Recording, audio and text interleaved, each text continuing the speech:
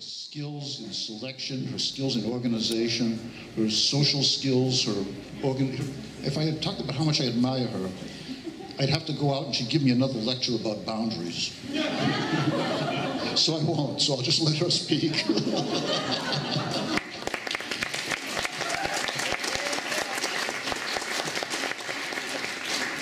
He sure knows how to give an introduction, doesn't he? Well, I'll be very brief. I just wanted to thank you all for coming out tonight. I don't know about you contributors, but I feel like I have definite bragging rights tonight's sellout crowd. Thank you all for making that happen. Thank you to CHS and Anthea for hosting us. Thank you to the contributors who agreed to participate tonight. This is going to be a wonderful lineup. I want to give the 2012 edition and all the contributors their due time in the limelight. But I would be remiss if I didn't mention that we're looking for material for the 2013 edition. And the due date is July 1st. We're looking for stuff published in the last year that has a California focus. Our website for more information about submissions and nominations is heydaybooks.com/New California Writing. You can probably Google it too. Without further ado, back to Malcolm, and I'm very excited for this lineup. Thank you again. You know, Heyday is a unique cultural institution. We reveal the heart and soul of California, its beauty, its tragedy. We look at its past, we look at its future. We explore that bold, exploratory spirit, which I think defines all of us. There is no other institution that does what Heyday does. Now, it's no secret that in the past couple of years, the nonprofit world has just been rocked by the economy. And the book publishing industry has been turned upside down on its head. Well, we're both a nonprofit and a book publisher, and we need your help now. Next year is our 40th anniversary, and we would love to be here to celebrate it. So we're turning to you this evening. We've left envelopes on all of your chairs. Join us. Join us in our Publishers Club. Join us with a donation. Please buy books. Don't let this incredible institution fade away. We need your help. We need to keep the voices of California out there. So please join us tonight, and thank you. Oscar?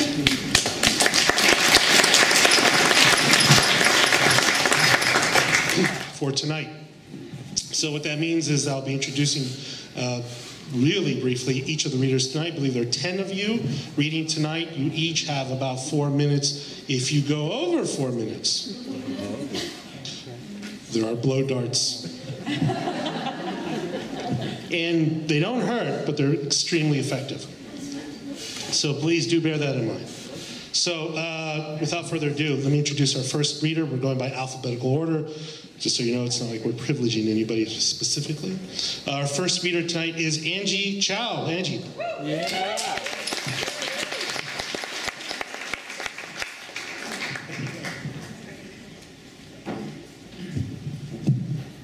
Hi, everyone. I'm going to read an excerpt from Silver Girl. On the 4th of July, we glide through the winding roads of Mount Tam with the top down. Treetops sway and leaves shimmer like tinsel when the moon hits just right. Over the railing, the Pacific coast is as placid as a lake tonight. Phoebe's dad takes the curves hard and fast. He pumps even harder when Aretha Franklin goes off on her scat. Her lungs are like the gale winds of the bay, but still, Stan puts the music loud.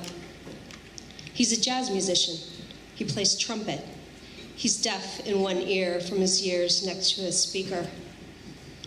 Phoebe and I are squeezed together in the front bucket seat. We're bundled up in matching sweaters and blue jeans and scream with the turns of our stomachs. We're hunched over with the heat high, our noses nestled against the vents, cheeks touching. We like the hot, cold look of reddened cheeks, chapped lips, the wind through our hair. We like how it feels even better. Phoebe's dad says we're complicated women. Already, we groove on contradiction. I like being called a woman. My father would call us kids. My father would say, roll up the windows and turn off the heat. He would say either or, Why both? My father's at home tonight. He's bathing in the blue light of his sitcoms. His bared feet are crossed at the ankles, propped up on the coffee table. He's rubbing them together when he says, "Sure you don't want to stay home with us? Your sister is helping Mom make pho. Aunt Kim and Sophia are coming over. We can all watch the fireworks on TV." His 2 big toes are bruised from cheap shoes, steep hills, the weight of the world on his back. At the top of the mountain, Stan parks on a dirt shoulder. Phoebe and I run to the cliff's edge. She screams, "Come on, Elle, last one to the wall." I'm sprinting fast, lungs full, out of breath. Beyond us, the city lights beckon. The sprawling hills stretch until they roll underwater. I imagine swimming in a sea of silver stars. Phoebe is ahead of me, spinning and pirouetting, jumping so high she defies gravity. My best friend looks like those princesses they draw in children's fairy tales. She has sweet, clear eyes and Botticelli lips and a blaze of auburn hair, always in perfect disarray from riding in her dad's convertible. The top of her head skims the tip of a maple leaf, and for a fleeting moment she is crowned. I watch, afraid. If I blink, she might disappear forever. Last month, on the last day of junior high, we pricked our fingers and swore we'd remain Bo Diddley and Wonder Woman soul sisters forever. Come September, she'll be starting high school at the School of the Arts. For now, we pretend that the summer will be endless, that the fall will never arrive. When I told my parents I wanted to go to Soda too, they said we couldn't afford it. I said, "But it's public and free." My father said, "But it's not practical." I said, "But what happens if I get in?" My father changed the channel. The remote is wrapped in plastic. It is like everything in our house. Phoebe and I lean on the wall. The moss is cool. It tickles our elbows. We can see the entire peninsula, all 5 bridges. We call out their names, the Golden Gate and the Bay Bridge, the Richmond and the San Mateo. Our words bounce back in the wind. Way out in the distance, we can see the Dumbarton too. That's how clear it is tonight. It's so far away, it looks like a stray piece of string. I'll end there so I don't get shot by darts. Thank you, Angie. Yeah. For the record, we really don't want to shoot anybody tonight. So with that in mind, would you please welcome Camille Dungy?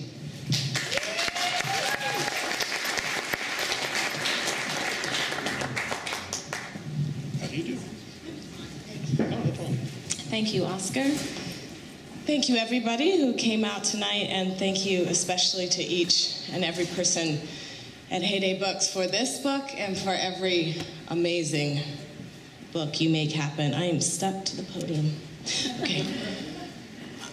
So I'm going to read my poem from this year's anthology, and it is a great pleasure to read it to a bunch of Californians. I travel a lot, and usually I have to introduce this poem by telling people that the ocean or the shore that I'm talking about is not the one from Baywatch. The blue.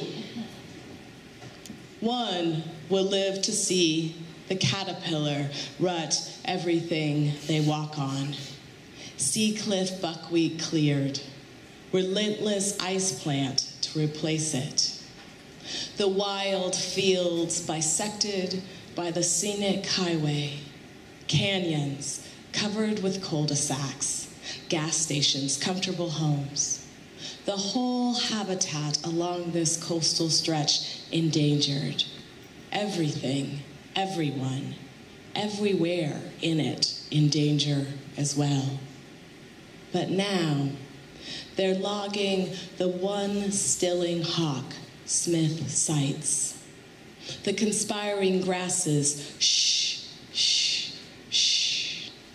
The coreopsis, Matoni's boot, barely spares, and netted, a solitary blue butterfly. Smith, ahead of him, chasing the stream, Matoni wonders if he plans to swim again. Just like that, the spell breaks. It's years later, Matoni lecturing on his struggling butterfly. How fragile. If his daughter spooled out the fabric she's chosen for her wedding gown, raw taffeta burled a bright-hued tan, perhaps Matoni would remember how those dunes looked from a distance, the fabric balanced between her arms, making valleys in the valley, the fan above her mimicking the breeze. He and his friend loved everything softly undulating under the coyest wind, and the rough truth as they walked through the land's scratch and scrabble, and no one was there then besides Matoni and his friend, walking along Dolan's Creek in that part of California they hated to share. The ocean, a mile or so off, anything but passive. So that even there, in the canyon, they sometimes heard it smack and pull well-braced rocks. The breeze basic, salty, bitter, sour, sweet. Smith, trying to identify the scent, tearing leaves of manzanita, yelling, "This is it, here, this is it." His hand to his nose, his eyes having finally seen the source of his pleasure, alive. In the lab, after the accident, he remembered it, the butterfly. How good a swimmer Smith had been, how rough the currents there at Half Moon Bay.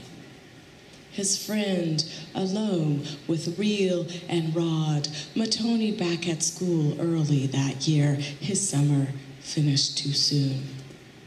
Then, all of them together in the sneaker wave. And before that, the ridge, congregations of pinking blossoms, and one of them bowing, scaring up the living, the frail and flighty beast too beautiful to never be pinned. Those nights Matoni worked without his friend, he remembered too. He called the butterfly Smith's Blue. Thank you.